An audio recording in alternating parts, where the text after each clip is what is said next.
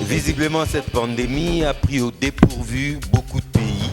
Les décors d'une récession à l'échelle planétaire est-il tenté? Qu'est dire de l'économie de la République démocratique du Congo? Messieurs et dames, les conséquences économico-financières de ces mal qui répandent la terreur. Vous êtes bel et bien dans le jeu. Bienvenue à tous et à toutes. Place maintenant à la découverte de l'invité du jour. Vous l'avez compris, c'est Edje Omo. Hubert Kabasou-Babou Katulondi. Hubert Kabasou-Babou est licencié en sciences politiques de l'université de Lubumbashi. Il a une maîtrise en sciences politiques et doctorant de l'université de Johannesburg.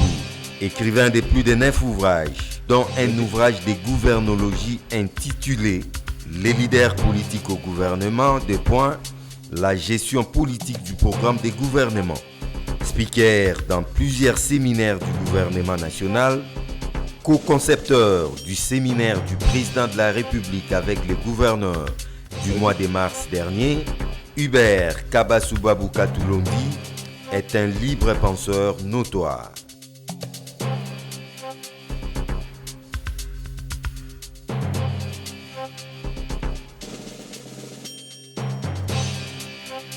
Messieurs les gouverneurs, bienvenue dans Angers, dans un autre décor en tout cas.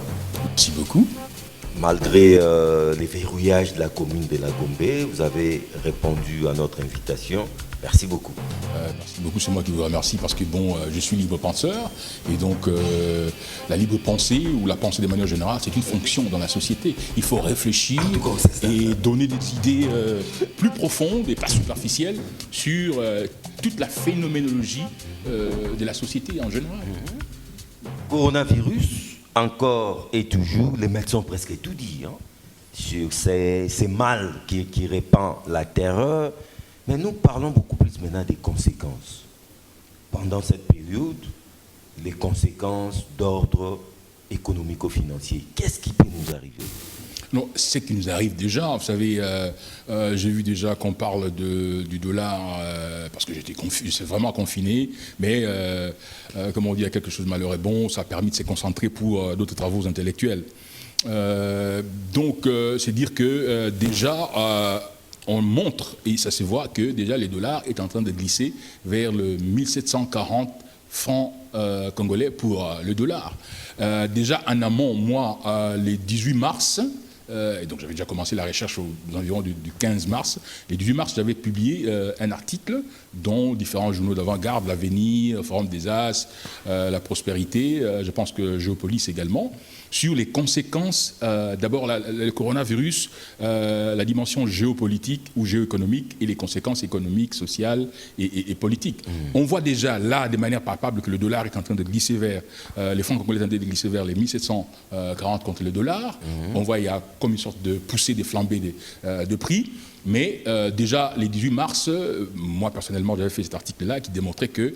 Un article prémonitoire. Oui, comme la Chine, l'économie de la Chine était en arrêt, donc il y avait contraction de la production, beaucoup d'entreprises avaient fermé, donc la demande de matières premières du Congo, notamment le cobalt et le cuivre, des matières premières qui sont consommées à plus de 80% par la Chine, et donc la production chinoise étant en contraction majeure, parce qu'aujourd'hui tous les experts démontrent que la Chine va connaître une récession de plus ou moins 6%, qui n'est jamais arrivé, ça fait plus de 25 ans. Et donc la contraction de l'économie chinoise, l'arrêt de la production, la Chine qui est devenue pratiquement, je veux dire, l'usine du monde, donc la contraction de la production chinoise, les usines qui ont fermé, et donc il y aura chute de la demande de matières premières congolaises, notamment le cobalt et les cuivres, ce qui fait que les secteurs de mines, qui est les secteurs qui génèrent beaucoup plus de revenus. Donc les répercussions sont inéluctables sur notre économie. Inéluctables. En fait, c'est une récession qui est mondiale.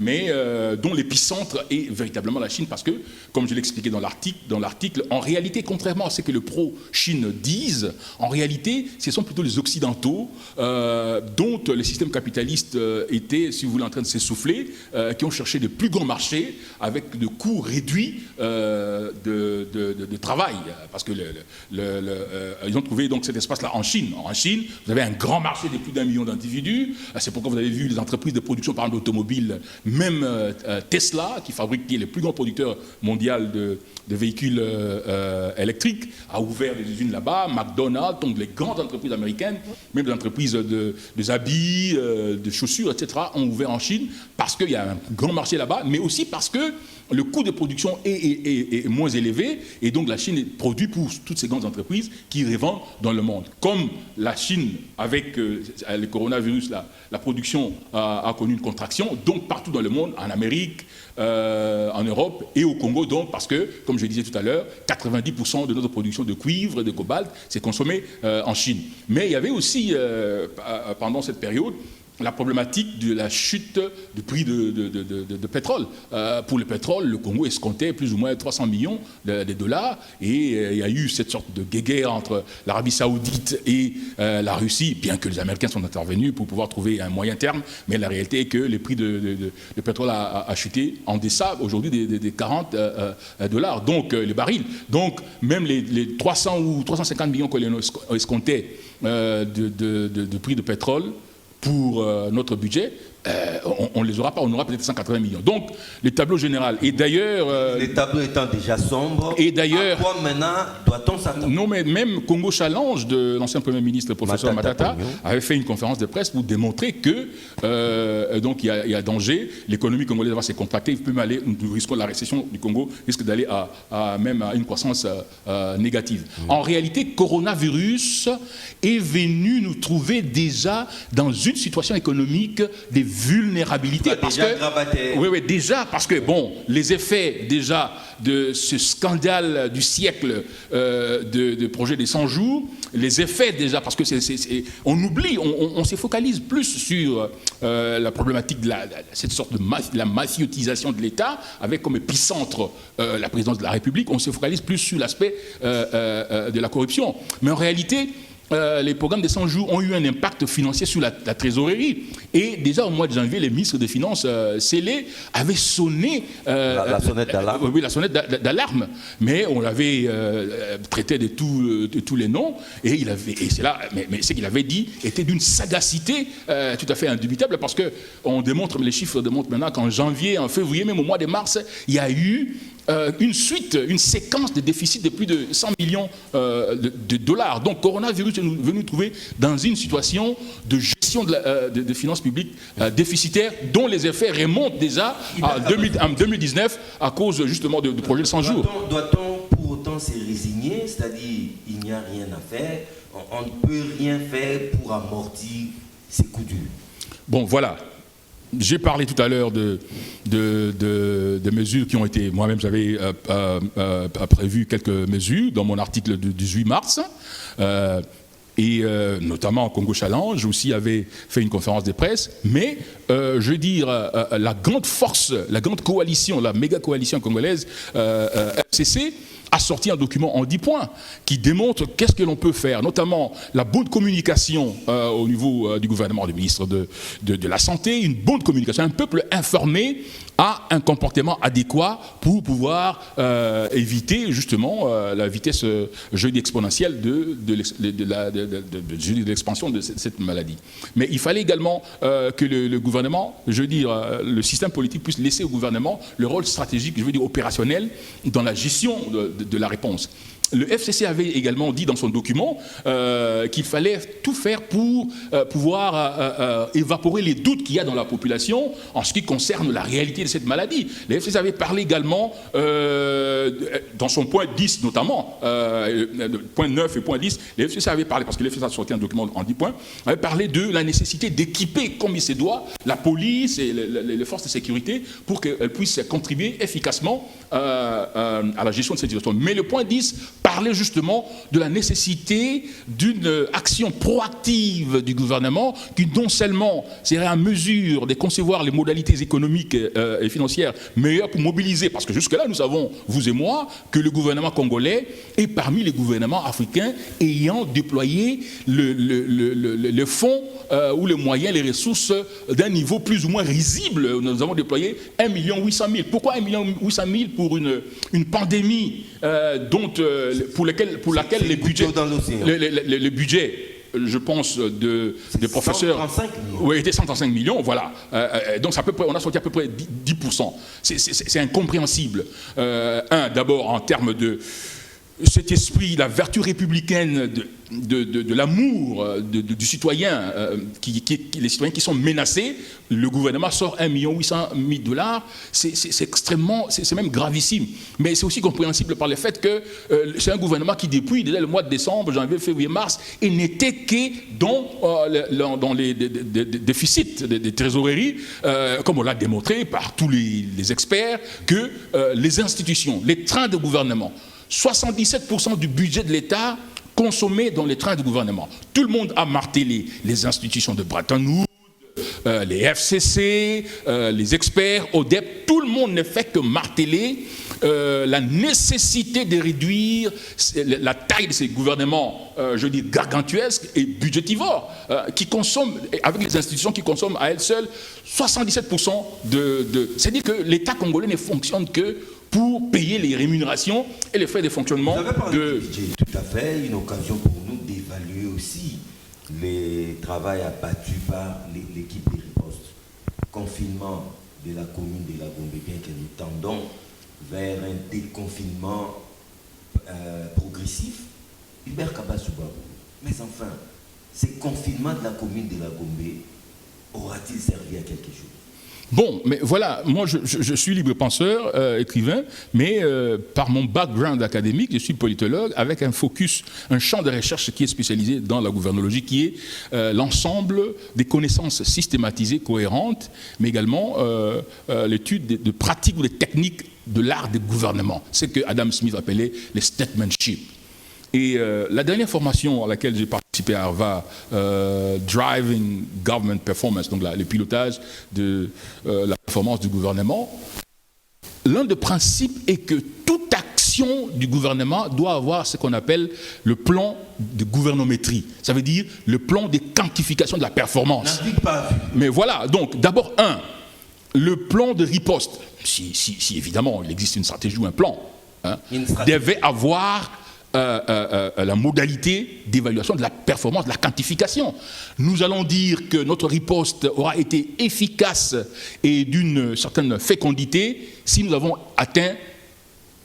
pu tester ou examiner combien de personnes, si nous avons ralenti la vitesse de propagation, de quelle manière, si nous avons pu, sur un nombre bien déterminé, mais voilà justement, oui. Et voilà, mais maintenant en ce qui concerne la commune de la Gombe, vous savez, la gouvernométrie avec son rayon, la gouvernologie avec son rayon de gouvernométrie, comme on parlerait d'économétrie, ça veut dire la science ou la technique de quantification et d'évaluation de l'action de l'État, doit avoir une pénétration transversale, horizontale et verticale dans toutes les actions du gouvernement moderne.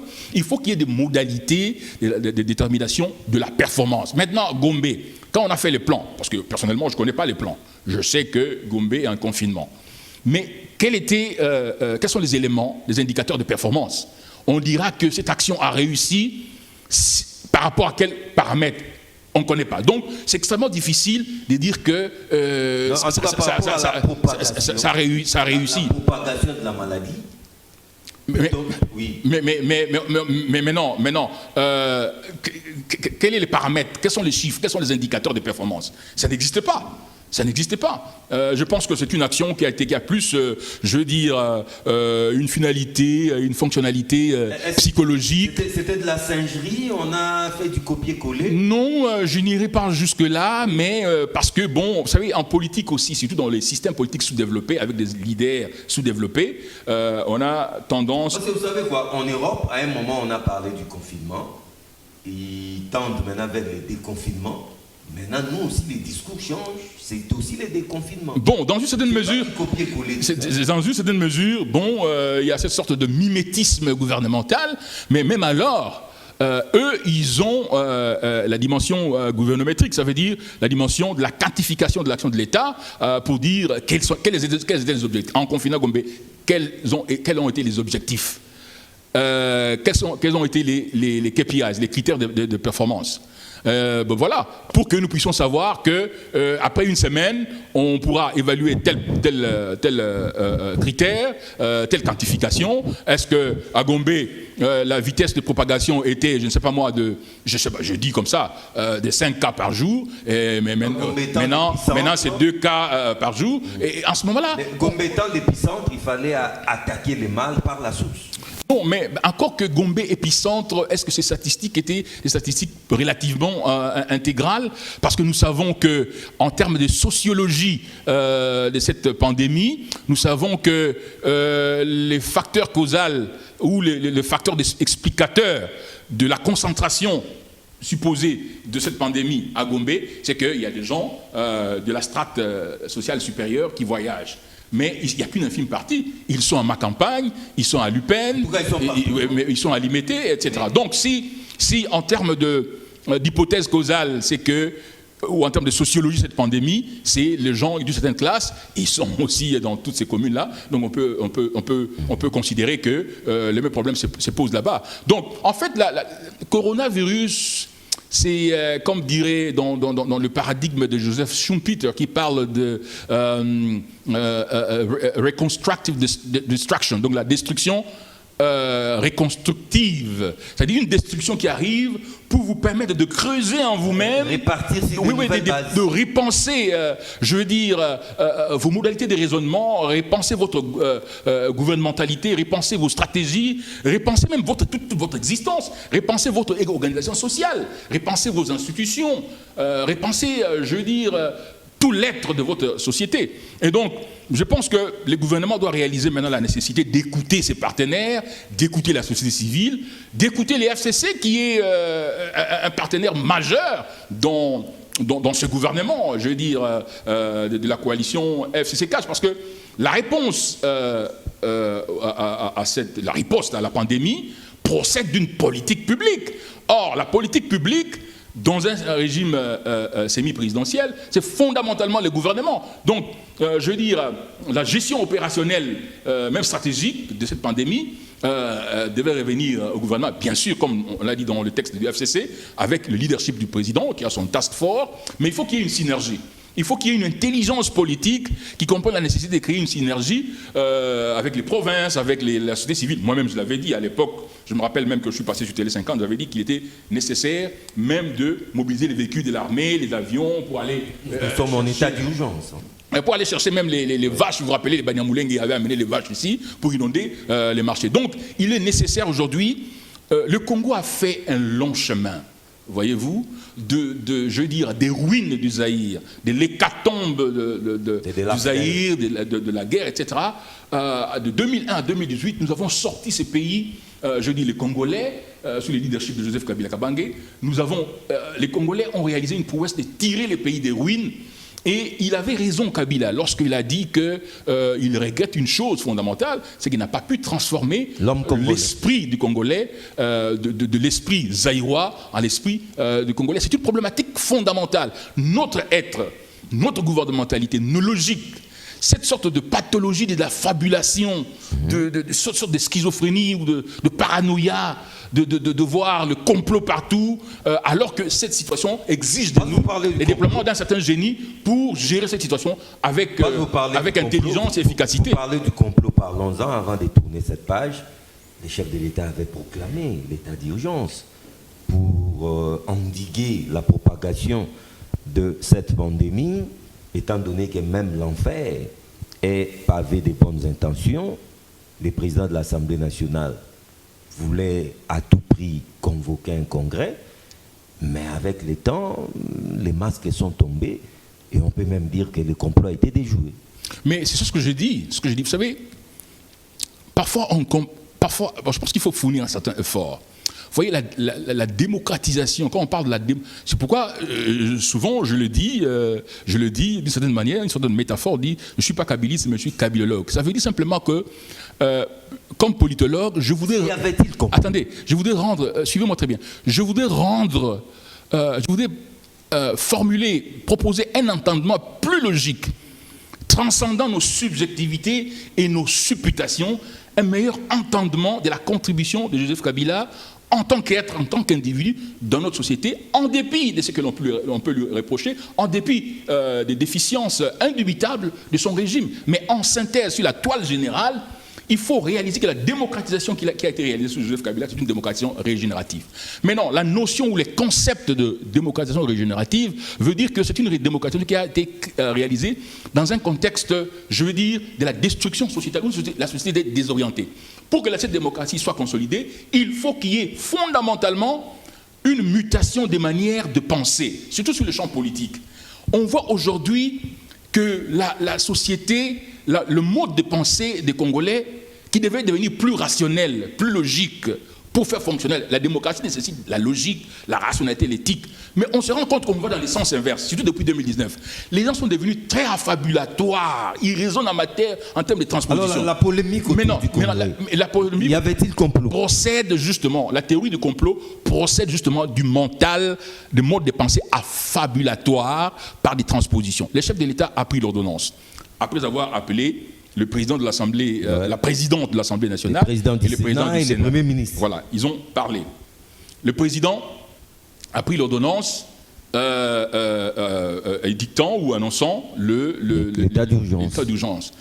Le président de la République, nous ne sommes pas dans une monarchie.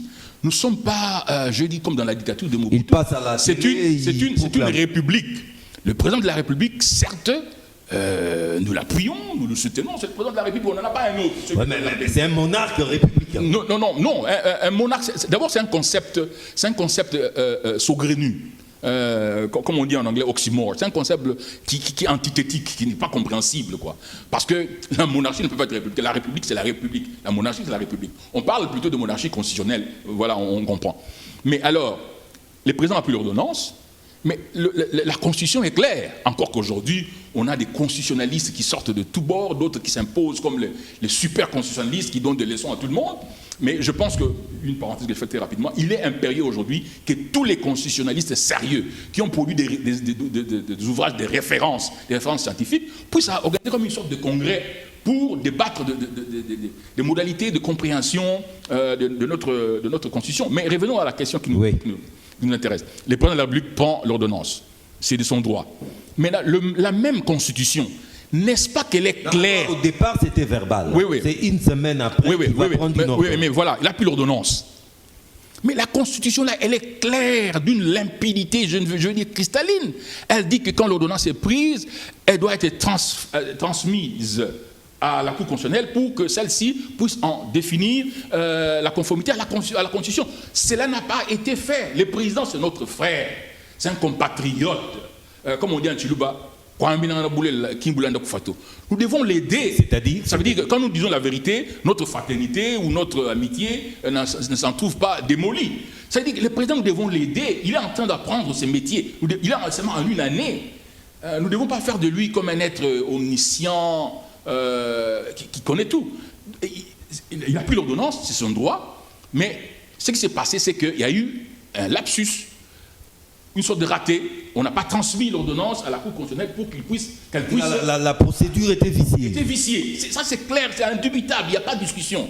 Mais d'autre part, la même Constitution dit que lorsque l'ordonnance est prise et signée par le président de la République, le Parlement doit siéger pour prendre une loi qui doit déterminer les modalités... Doit siéger des droits. Oui, déterminer les modalités justement de l'opérationnalisation, définir les cadres normatifs de l'opérationnalisation de la mise en action, mise en œuvre de cette ordonnance. Parce que quand on prend une ordonnance comme ça, on est dans une situation d'exception, beaucoup de choses peuvent arriver. Parce qu'aujourd'hui, nous nous retrouvons en réalité dans un contexte de monocratie institutionnelle. Il y a une sorte d'hégémonie de la présidence sur toutes les autres institutions. En quelque sorte, aujourd'hui, il y a comme une sorte de coup d'État contre le Parlement parce que le Parlement est muselé. Pourquoi? Parce qu'il s'est glissé, je veux dire, une fissure dans l'ordonnance qui en quelque sorte ligote toutes les autres institutions. Parce que quand on dit par exemple que il ne peut pas y avoir un regroupement de plus de 20 personnes. Maintenant, on recourt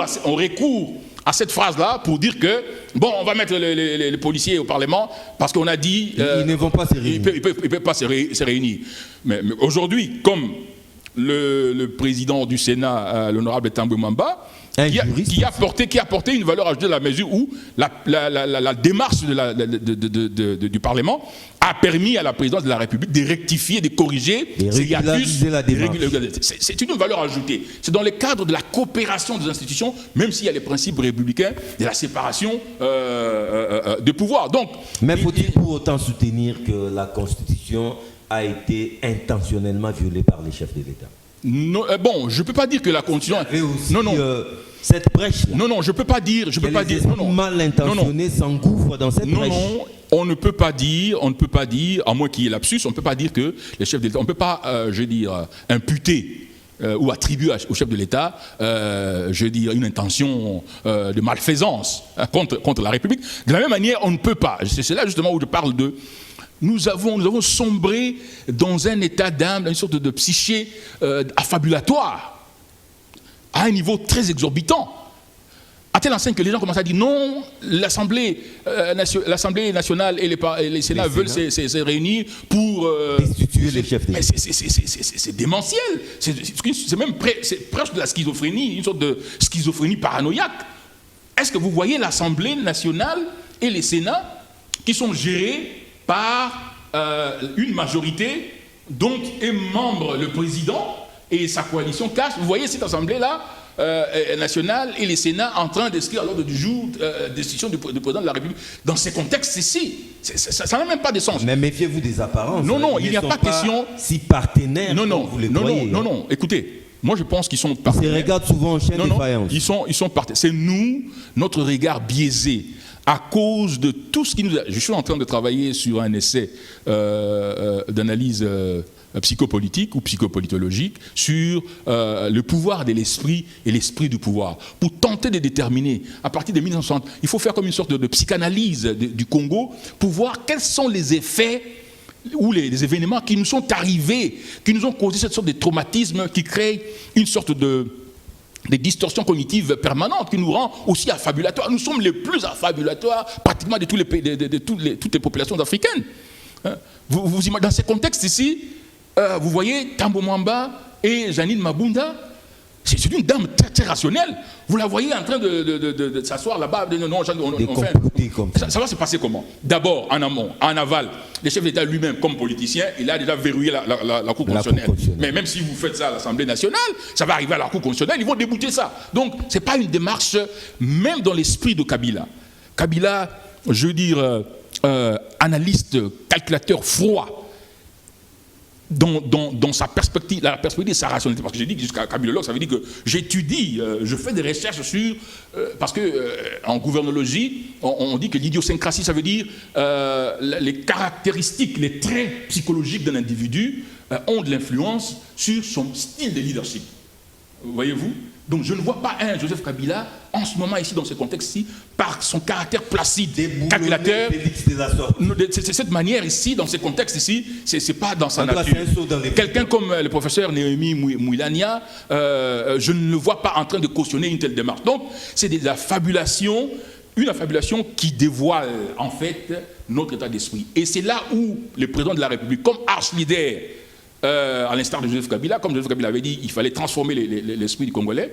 Le président de la République devait en faire véritablement son cheval de bataille. Et c'est regrettable que la coordination des mentalités, aujourd'hui, on ne sait pas où elle est inopérante. Il n'y a que des tableaux que l'on voit dans la ville. Vous l'avez évoqué un moment, avant cette pandémie, on parlait encore de 100 jours, le programme d'urgence de 100 jours, du président de la République. À un moment, vous avez même soutenu qu'on aurait affaire à une sorte d'un réseau mafieux au sommet de l'État.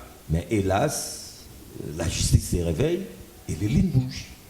Les lignes bougent, oui, formellement. On doit, je dis, féliciter le chef de l'État parce que, bon, il a joint l'acte à la parole. Il avait dit que même sous Amas, c'était pendant la campagne. Ouais, il a dit. Et on voit et que c'est quelque chose qu'il faut apprécier. Je pense que c'est un premier pas, il faut l'apprécier en tant que tel. Mais non, je pense que dans la perspective de la gouvernologie ou de la science ou l'art de gouverner, la problématique mérite d'être conceptualisée dans sa totalité. Que notre ami et frère Vital Kamerhe, parce que, disons-nous la vérité, Vital, c'est quelqu'un de ma génération. C'est quelqu'un qui a fait beaucoup de choses pour ce pays.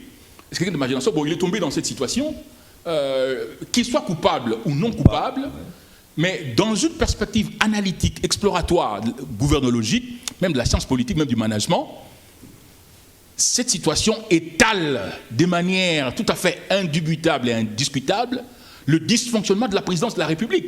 On ne peut pas comprendre que pendant une année, on soit en train d'exécuter un programme de 100 jours du président de la République, encore que là aussi, il y a une problématique, la problématique de la tendance présidentialiste, ou si vous voulez, de la propension présidentialiste au sommet de l'État, à contrario ou à contre-courant des prescriptions du régime semi-présidentiel. Parce qu'en réalité, le péché originel, c'est justement le fait que le président de la République, ou la présidence de la République, pas le président de la République, la présidence de la République, elle se dote d'un projet de 100 jours.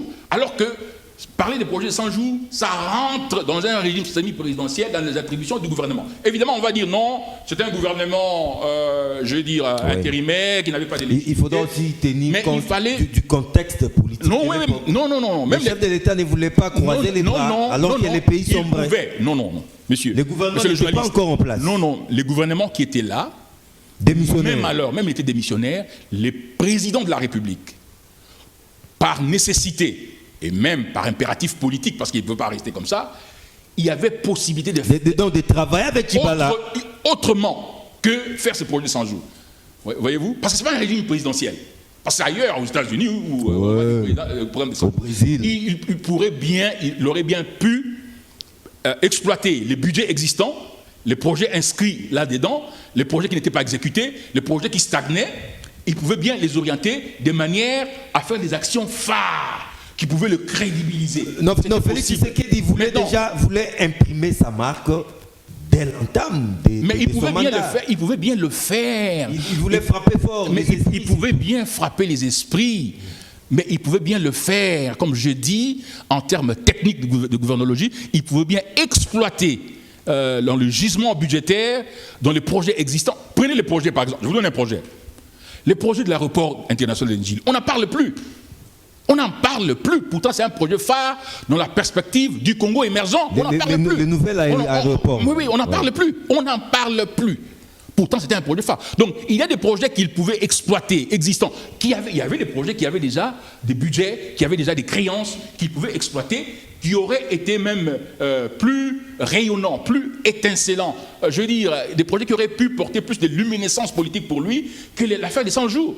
Mais parce qu'en amont et essentiellement sur le plan systémique, le péché, la faute, je veux dire la causalité première, c'est la propension présidentialiste, voyez-vous. Mais même les FCC, même les autres analystes, tout ça, personne n'a le courage de poser cette problème. Tous les restes que nous voyons ici découlent de cette propension présidentialiste, alors qu'on est dans un régime semi-présidentiel. Dans ce cas, vous voulez dire que son directeur de cabinet n'est qu'un bouc émissaire? Non, je ne dis pas qu'il n'est qu'un bouc émissaire. Ouais. Mais je dis que, vous voyez, le Congo, c'est un pays en mutation, en transition, en transformation. Joseph Kabila, de 2001 à 2018, a réalisé une partie de la démarche. Extraire le Congo des ruines. Parce qu'en fait, Joseph Kabila n'a même pas trouvé de pays. Les pays n'existaient plus. Le Congo des Zaïre, ça n'existait plus. Il a trouvé des fragments. Il a fait une œuvre de démocratisation régénérative, multisystémique, nous donner la Constitution, parce qu'il fallait des arbitrages extraordinaires pour arriver à mettre l'ensemble des termes de la Constitution, les institutions, les réformes économiques. C'est une partie. Et il nous a mis sur la piste de la pré-émergence. Maintenant, le régime de Félix Tshisekedi, c'était un régime qui devait donner un coup d'accélération. C'était un régime à fonction accélératrice voyez-vous. Et maintenant, cette présidence devait avoir un génie gouvernologique pour regarder, discerner où est-ce qu'on est arrivé, quels sont les projets qui sont dans les pipelines, qui ont déjà des crédits pour les actionner. Mais maintenant, la propension présidentialiste, qui est la problématique fondamentale, a fait que, bon, voilà, le directeur de cabinet a fait valider au président de la République un programme de 100 jours avec des sauts des moutons et d'autres projets, et ça a donné cette sorte de fiasco. Des maisons préfabriquées. Voilà, en réalité, une transaction mafieuse, politico-mercantiliste, qui dévoile en réalité les dysfonctionnements de la présidence. Nous devons le dire ça techniquement, comme ça. Et ce n'est pas un PC, mais dans ce cas, et ce n'est pas une condamnation. Le président de la République peut bien améliorer. On voit par exemple qu'il a mis en place l'agence de lutte contre la corruption, maintenant il a mis l'agence de veille stratégique, etc. Mais comme j'ai dit au début, il faut une innovation en gouvernologie. Il faut une innovation en gouvernologie sur le plan stratégique et sur le plan de la performance du gouvernement. C'est là où il y a les problèmes fondamentaux. Justement, parce que c'est le directeur du cabinet du chef de l'État qui est sur la sellette, faut-il craindre les risques d'éclaboussure? Est-ce qu'au finish, même les chefs de l'État, quelque part, doivent être éclaboussés, n'est-ce pas? Bon, écoutez, moi je ne parle pas en termes de président être éclaboussé. Je suis plutôt préoccupé, comme on dit en anglais, concerned. Je suis préoccupé par l'efficacité, l'efficience de la présidence de la République, mon frère.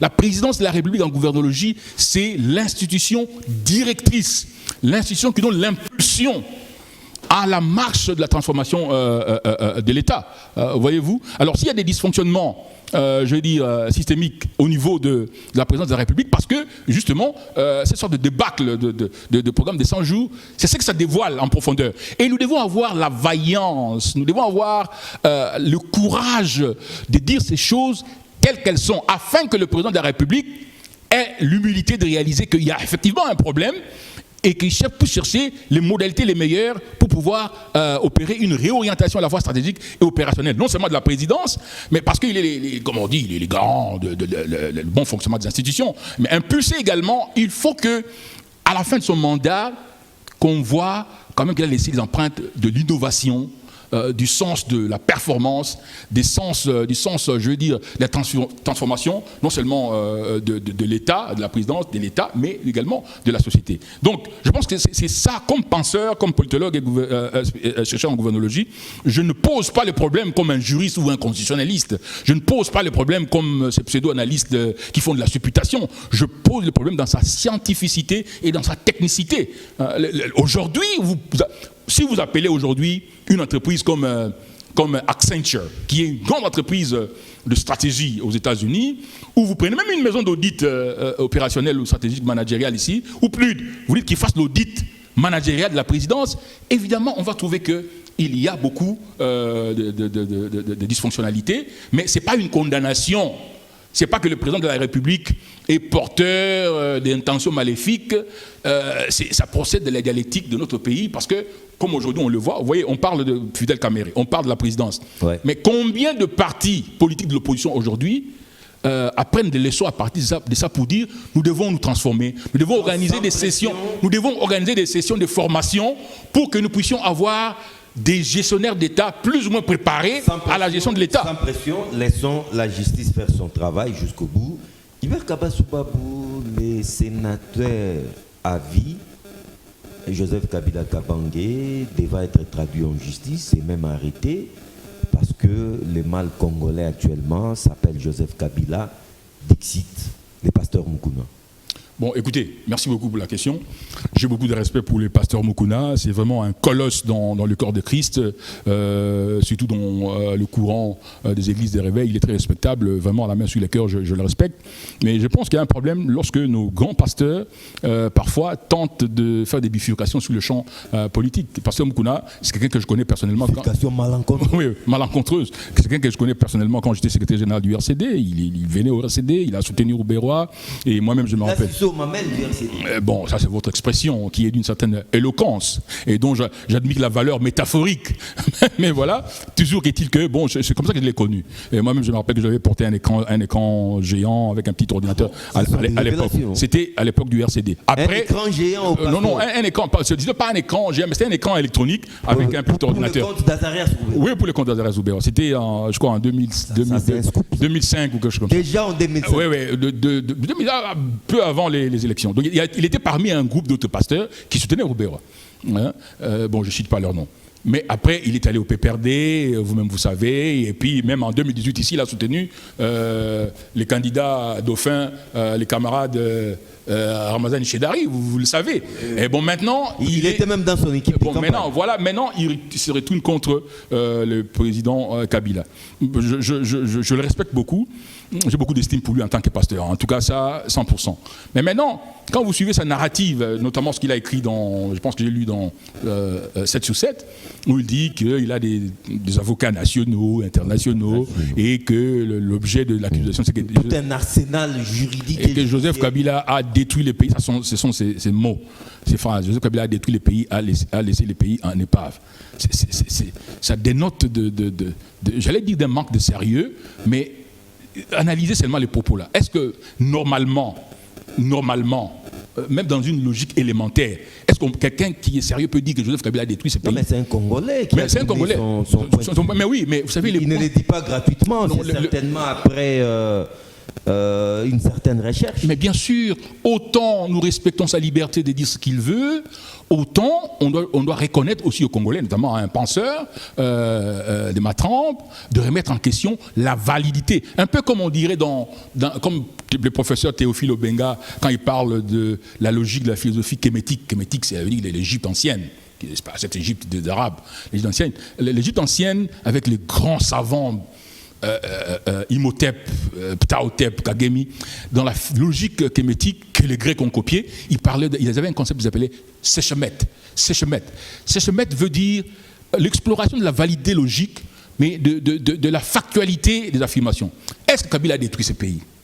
Parce qu'en logique simple, pour qu'on dise de quelqu'un qu'il a détruit quelque chose, il faut qu'en amont, la personne ait trouvé cette chose-là, ou cet objet-là, rayonnante, ou cet objet rayonnant, c'est-à-dire que dans le cas du Congo, Kabila a trouvé un Congo rayonnant, étincelant, prospère, avec un PIB de, je sais pas moi, de 100 milliards de dollars, de routes, des autoroutes, et comme piqué par une crise démentielle, il a détruit tout ça là.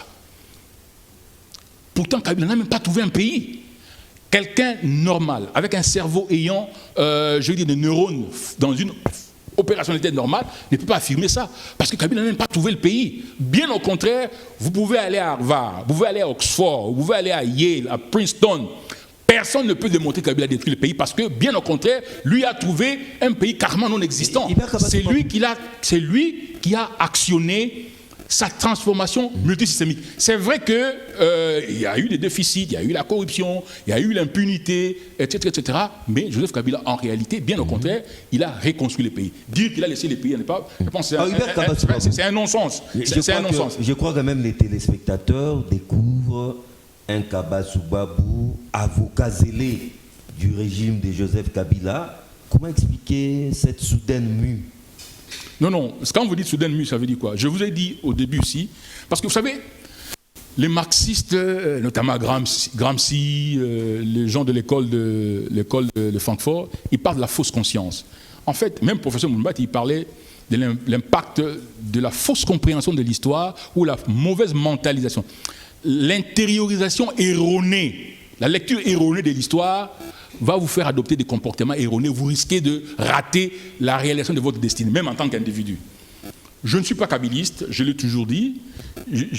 J'applique plutôt la science politique. Mais avocat du kabilisme. Non, pas avocat. Oui. Je donne une lecture théorisée, conceptualisée de l'action de Joseph Kabila en tant qu'individu. Remarquez une lecture légèrement partisane. Non, remarquez que je suis très symétrique, j'ai dit qu'il a réalisé, à plusieurs reprises, j'ai dit qu'il y a eu des déficiences, il y a eu corruption, il y a eu impunité. Encore qu'il n'y a aucun vice, Il n'y a aucune pathologie politique congolaise que Kabila a inventée. Kabila a trouvé les Congolais dans la corruption, jusqu'à la moelle épinière. Rappelez-vous la mafiotisation de l'État dont on parle aujourd'hui à la présidence de la République. Ce n'est pas une première. À l'époque de Mobutu, peut-être c'est la deuxième plus grande. À l'époque de Mobutu, le président était impliqué dans la fabrication de faux billets. La corruption, les affabulations, l'érotisme, les inversions des valeurs. Kabila nous a trouvé là-dedans, il n'y a rien qu'il a inventé. Donc il faut bien comprendre Joseph Kabila, dans ses réalisations, dans ses imperfections, dans les déficiences de son régime, mais également dans les prouesses de ce régime. Vous et moi, nous avons assisté comment nos pères se sont battus ici, à partir de 1990 jusqu'à 1991, sans parvenir à réaliser la démocratisation de ces pays. Même Mzee est arrivé, il a fermé le bureau de Massiré, pas de dialogue, les gens qui devaient aller, le camarade Lutundula et les autres, étaient arrêtés à l'aéroport, etc. Nous devons reconnaître ce qui a été réalisé. D'ailleurs, pour que les élites qui sont au pouvoir arrivent à actionner l'impulsion transformationnelle d'un pays, il faut que ces élites aient aussi une conscience véridique de la marche du pays, pour dire, ceux qui ont été avant nous, qu'est-ce qu'ils ont réalisé, quelles ont été les déficiences, pour qu'il y ait un entendement dialectique pour dire, qu'est-ce que nous amenons à partir de ce qui a été fait? Parce que si vous avez la mentalité tabula rasa, vous allez sombrer dans ce qu'on appelle les syndromes messianiques, vous allez vous prendre pour le Messie, et vous allez tout recommencer à zéro. En ce moment-là, vous allez faire beaucoup de ratés. Avec un homme éloquent de votre trempe, si on ne vous arrête pas, on est parti pour toute une journée, vous atterrissez en 1 minute en tout cas. Non, j'atterris pour dire qu'il ne faut pas être fataliste, il ne faut pas être négativiste, il faut espérer, il faut se dire qu'il y a des ratés, il y a des contradictions, mais ce n'est pas une fatalité, ce n'est pas une condamnation. La présence de la République comme institution, comme système, peut être amélioré dans sa fonctionnalité et dans ses performances. De la même manière, le gouvernement, d'ailleurs j'en appelle au Premier ministre Ilunga Kamba, qui doit avoir aussi l'essence d'un fonctionnement du gouvernement un peu plus énergétique, un peu plus synergétique, avec aussi d'innovation, mais également toute la société, nos manières de penser, nos manières de réfléchir la politique. Nous devons arrêter, nous devons nous guérir de cette sorte de schizophrénie paranoïaque qui nous amène à adopter des narratives et des affirmations qui sont tout à fait rocambolesques et kafkaïennes sur le président de la République. On lui attribue des intentions malveillantes. Sur le Parlement, on attribue des intentions malveillantes. Ça ne va pas nous faire avancer. Les niveaux où nous étions arrivés déjà en 2018, l'alternance nécessite qu'il y ait élévation de l'esprit, des comportements de chacun et de la société. Une phrase sur les Covid-19. Je pense que je suivais une maman qui disait mais ma maladie déjà en novembre, en décembre. Et là, quelque part, elle a raison parce que le CIA a démontré que ça va commencer déjà au mois de déjà en novembre et les Chinois n'ont pas dit la vérité et beaucoup de Congolais l'ont amené ici. Mais on peut dire qu'il n'y a pas une fatalité, on parviendra à vaincre. Les Chinois eux-mêmes ont connu déjà des pandémies comme ça. En 1910, 1911 déjà, qui a 60 000 personnes. La grippe espagnole. Oui, les Chinois eux-mêmes d'abord, 1910, 1911, ça tué plus de 60 000 individus. Donc je pense que le monde va se tirer d'affaire. Dieu va aider, mais les hommes de science, les chefs d'État, nous avons un chef d'État qui a une bonne volonté. Nous avons aussi des institutions qui affichent une certaine bonne volonté. Et je pense que comme société, nous parviendrons à nous tirer d'affaire. Et le monde va se tirer d'affaire. Ibert Kabasouba-Bou, libre penseur, merci beaucoup. Merci beaucoup. C'était un honneur.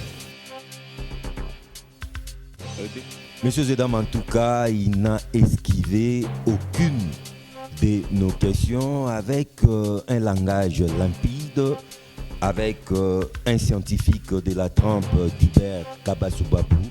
Je crois que tout a été dit. On se retrouve très prochainement dans une nouvelle aventure des enjeux. Au revoir.